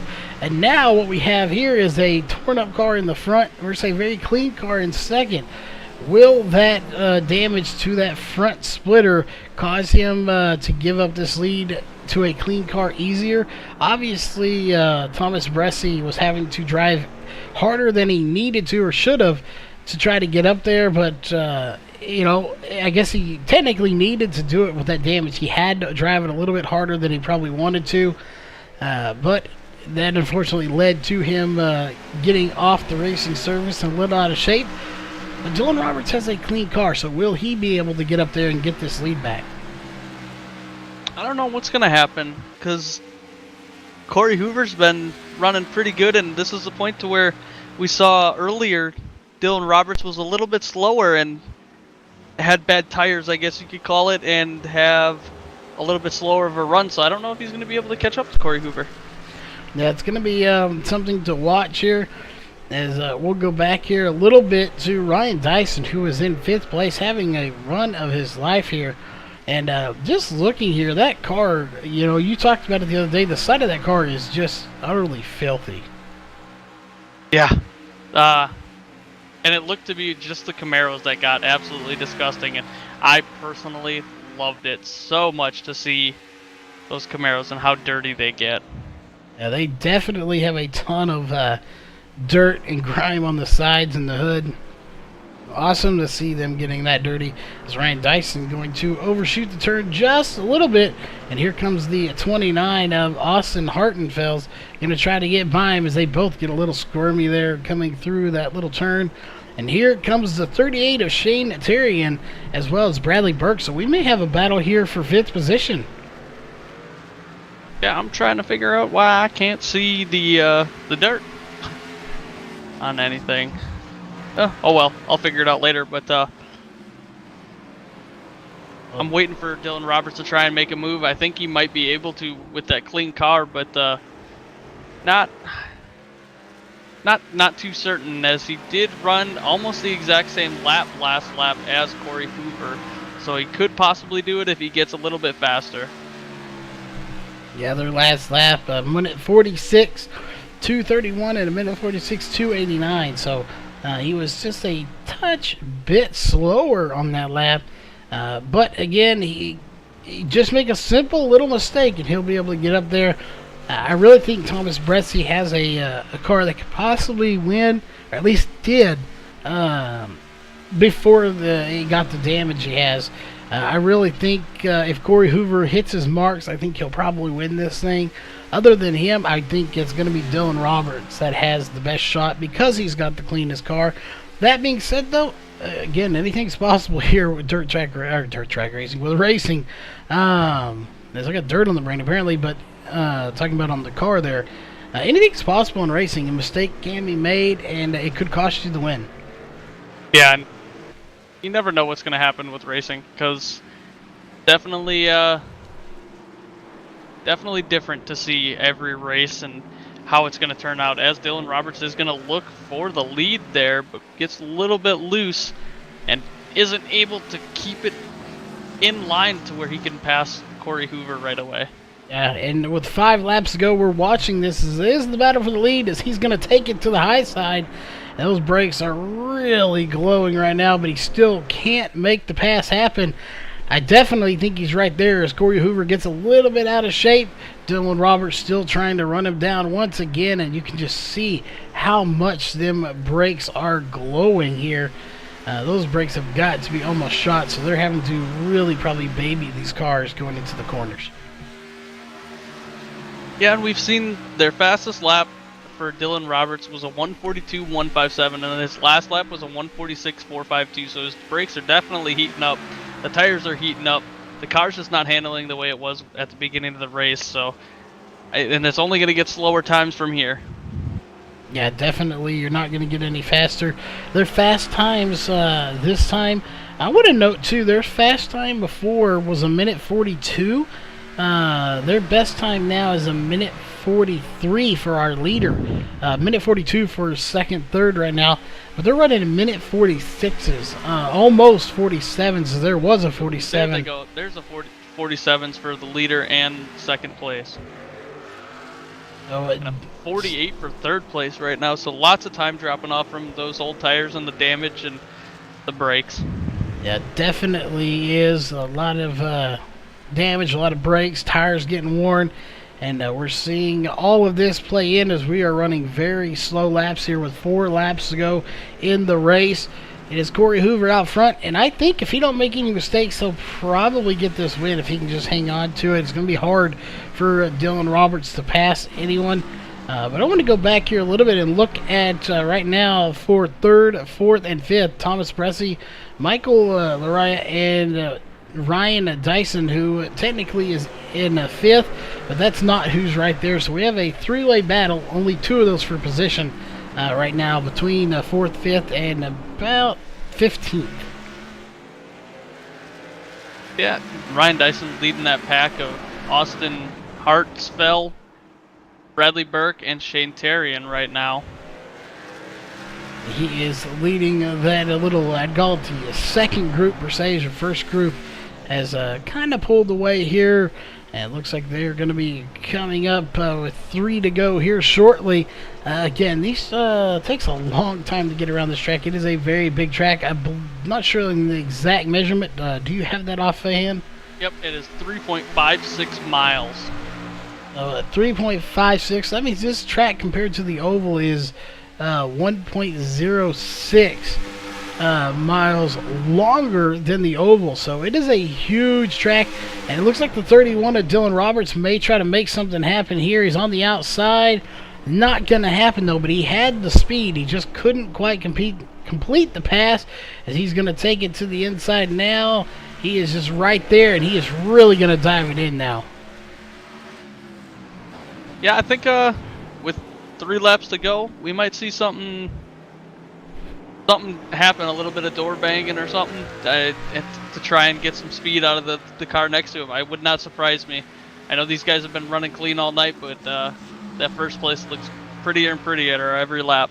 Yeah, and I definitely think, just in my opinion anyway, I think 31 of Dylan Roberts is faster than the 33 of Corey Hoover.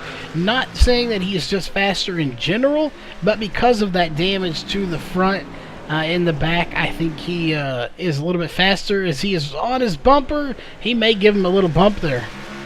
Yeah, and last lap, Dylan Roberts ran a 146.724, and Corey Hoover ran a 147.311. So he's definitely quite a bit faster, about let's say 0.6 faster, and you could see that coming onto the oval side of things, to where Dylan Roberts was giving him quite the bump and saying, "Hey, let me by. I've kind of got this." Yeah, he definitely wants to get by. There's 3 to go here now, as they are coming to the oval part of this track. And Corey Hoover, really, I think, even with that damage, kind of has an advantage here, as you see him pulling away by just a little bit. Probably actually more than a little, about, I'd say, almost 10 car lengths. So he really pulls away from him here. Yeah, I think Dylan Roberts is going to definitely try and make a move here in the next couple laps. Yeah, I would agree with that. I think he is too. He's right there trying, just hasn't been able to complete it yet. As we'll look back here, Michael Araya gets a little out of shape. Oh, contact between him and the 25 of Thomas Bressie. That's going to let Thomas Bressie buy him in that 25 machine. He'll drop to a 4th place, as that is not what he wanted to see. Now he's got to fight back for 3rd place, as they do have the 94 back there with him, even though he is currently 2 laps down. We'll watch that a little bit. We're also going to watch this battle for the front here, as it is 2 laps to go. I'll watch the front battle if you want to watch the other battle, because I'll let you know and when things are going crazy up here.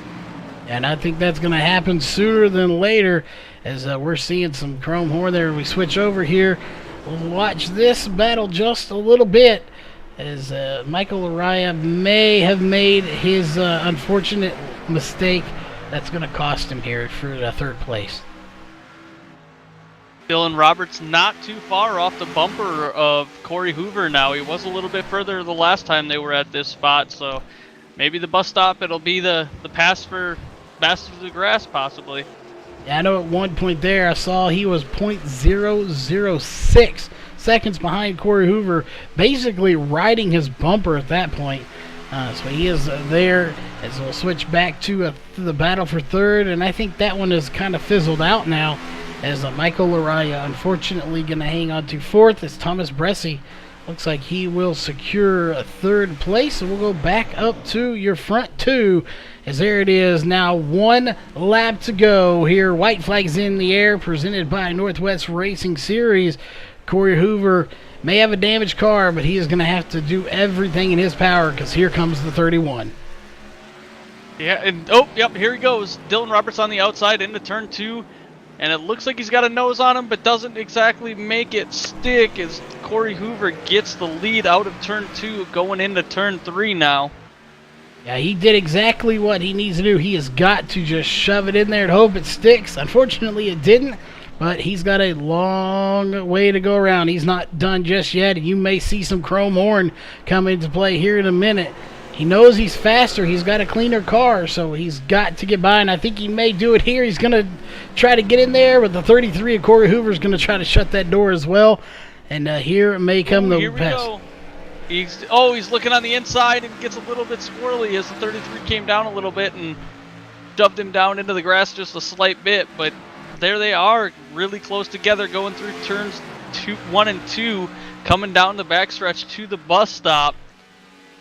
I think this is going to be a really close finish. It would not surprise me if he's less than a 10th away from winning this race at the line. Yeah, it's going to be a very good one. Oh, he gets in the grass just a little bit, and that's going to cost him some time.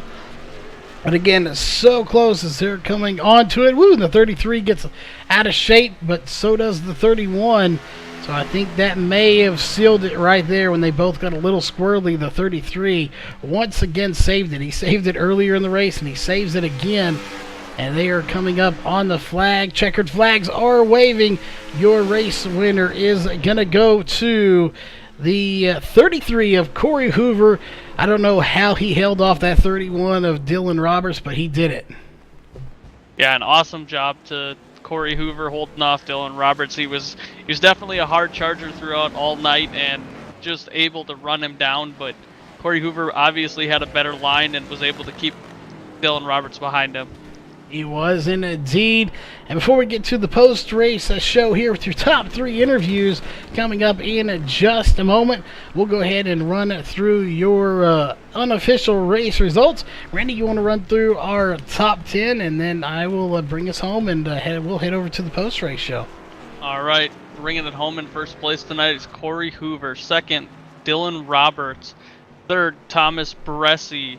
Fourth, Michael Laraya. Fifth, Ryan Dyson. Sixth is going to go home to Shane Terrian. Seventh, Bradley Burke. And eighth, Austin Hardfelds. Ninth, Michael Fenlison. And 10th, Bronson Stafford. And 11th will be Robert Kenny. 12th will be Walker Thomas. 13th, Grant Davis. 14th, Casey Shue. 15th, Adam de Blasio, having an unfortunate disconnect there. He had such a run going. 16th will go to Jamie Dyson. 17th, Joshua Adams. And 18th will go to Tommy Massey. That will do it here for your unofficial race results. We will be back here in just a few moments, so don't go anywhere, as we're going to get to the post-race show here with your top 3 interviews. So we'll be right back.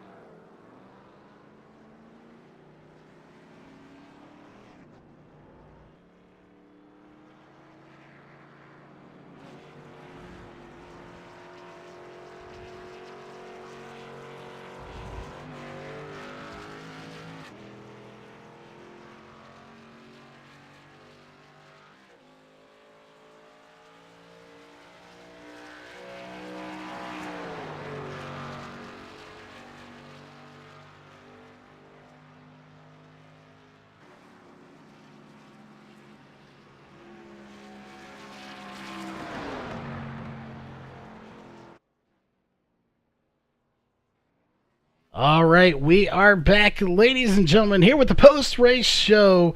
Again, this post-race show is brought to you by Randy's Wraps. So if you're looking for a nice paint job, head on over to Facebook and look up Randy's Wraps. That being said, we do have our third place driver here with us for the interview. And that is going to be the 25 of Thomas Bresci. You started third, finished third, you led 4 laps. And what a race it was for you here. Without that damage, I think this might have ended a little bit differently. So, being it was a road course and we typically run ovals, give us a rundown of just how this race was for you here tonight. Well, I mean, yeah, the damage certainly made a difference. I mean, it was either myself or Dylan's race to lose, I felt like, and got plowed over into the bus stop and then got shuffled back with, in whatever mess that was. And then I got brake checked when I got back up to second and destroyed the nose of it. So yeah, that made a difference for sure. But I like road course racing. Myself, my teammate Casey Shue and Tyler Hensley, who didn't get to race tonight, we finished 4th in the 24 Hours of Daytona here earlier this year. So we know our way around this place. Granted, not in a massive stock car, but it's the racing line was kind of the same. But I had a lot of fun aside from just getting pinballed everywhere the last stage. But thought, if I hadn't gotten knocked through the bus stop, probably could have gotten around, the 24 there and kind of just taken off, and that would have been it. But, it is what it is. I'm kind of disappointed. Felt like I should have won the race, but, just how it goes sometimes. Well, definitely, we agree with that. Your assessment there. This first half of the race was definitely between you and Dylan, as I believe you had almost a 12-second gap at one point over the rest of the field. But it does stink to have someone get into your car, and it's one thing if you ruin your own night, but to have it possibly ruined due to someone else's, it never sets well with you with any racer, whether it was intentional or not. It most likely wasn't, but it just doesn't sit well with you regardless. You know you had the car to win, and it just didn't pan out. So overall, hopefully a third place finish will do good here in the point standings. I know we're in the 10, was it the chase for 10 or round of 10? That's what we're calling it. So unfortunately, I'm looking here. I don't see you in it, so you're just outside of it. If my corrections are right, and I believe, yeah, they are. So you're in here for wins at this point. So I'm not sure what track is next, but third place finish, good. Going into next week's race, is that correct? Are you going just for the wins now? Yeah, I mean, I've been running part-time anyways, just been trying to have fun, and there's some guys in here that really know what they're doing, and I've been fortunate to race around some of them in the past couple weeks and a little bit tonight and whatnot. But just trying to have fun and not do anything dumb to annoy anybody. So I guess I kind of learned what being nice gets you after tonight. So just go forward a little bit differently. But I want to give a shout out to my JT Motorsports teammates. Casey Shue, he had a bit of a rough night because of some weird stuff that happened under the stage caution. Tyler Hensley, he didn't get to make it tonight, but I know he wanted to run this race really bad. And of course, my sponsors, Thrustmaster, for building awesome products, and the Orange County roleplay community, as well as Chevrolet for building a fast ZL1. Finally happy I get to say it's a ZL1, so that's pretty cool. Definitely cool to see that car out there. We've been waiting for it a long time. And that will do it here for we're going to cover your sponsors and shout outs, but you got that to it for us. So again, congrats on third place.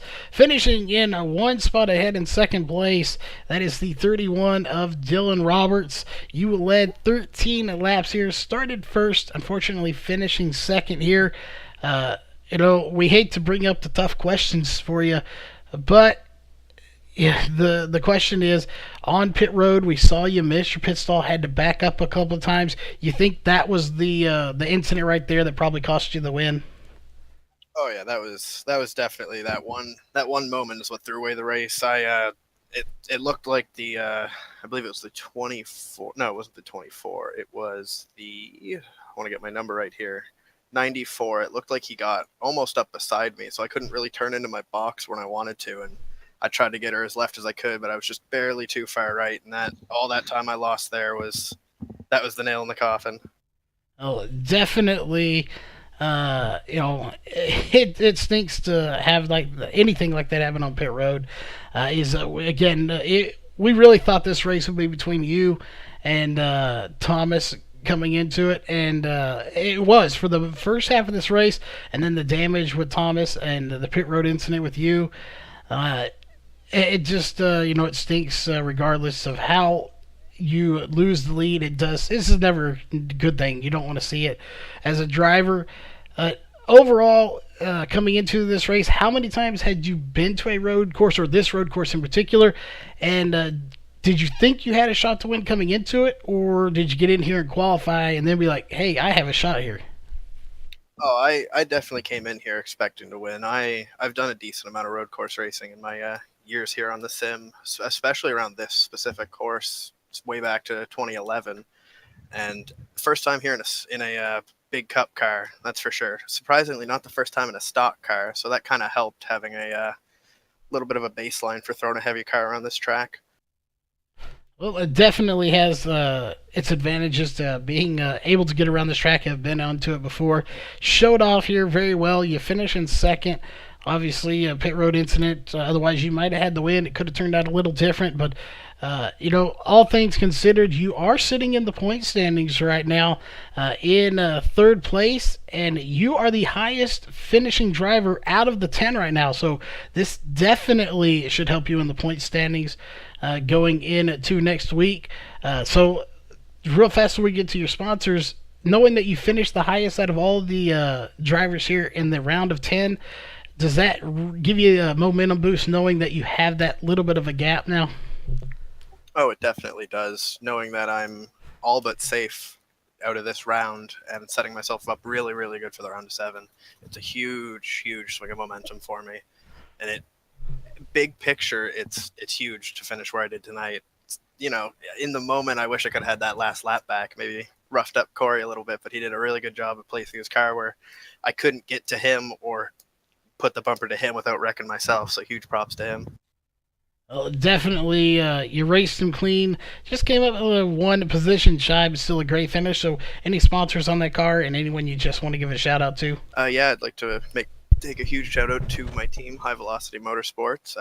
Team owner there, Michael Fennelson. Huge shout out to all these guys that I was battling with up front. You guys did amazing. Huge shout out to Fastenal for sponsoring the car, and just this league is awesome. Huge shout out to everybody behind it, and you guys for putting on a really good broadcast week in, week out.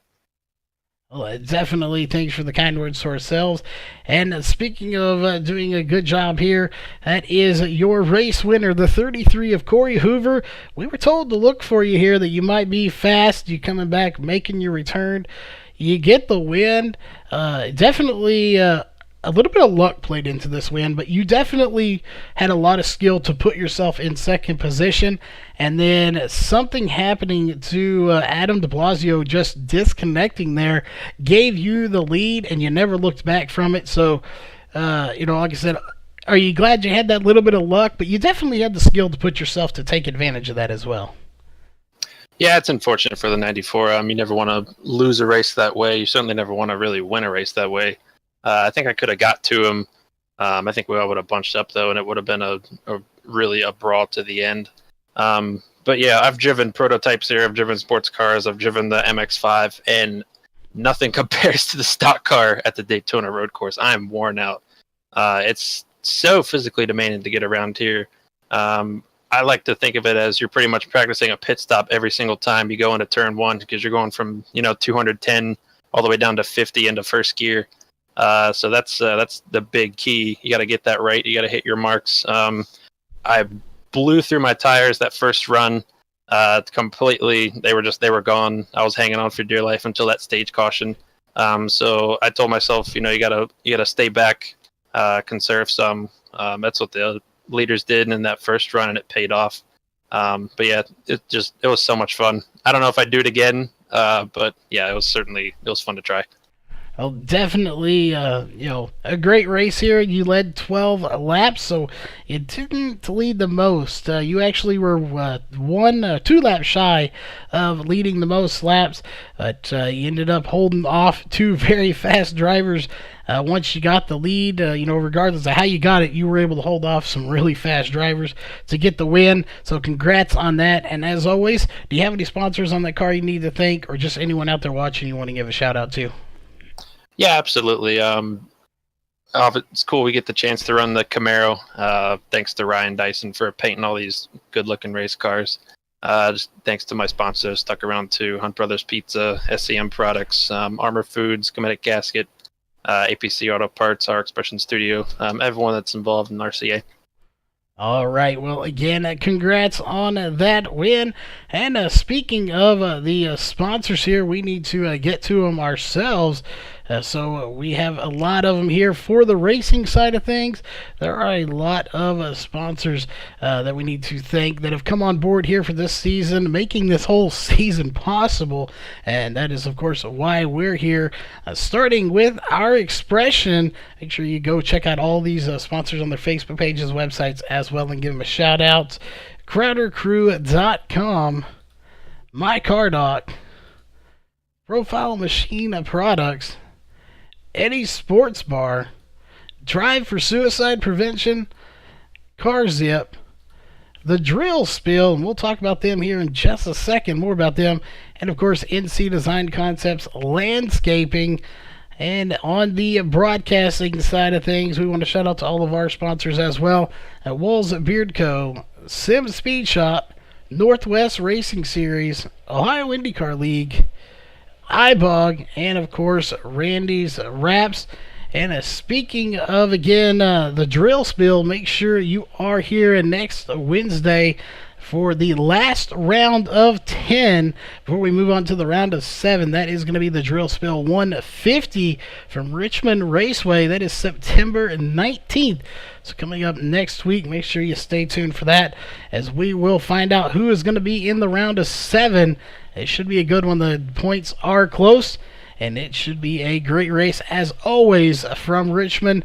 That being said, we are done here for tonight. So we'll see you at the next race on the 19th from Richmond. Until then, stay safe and we'll see you then.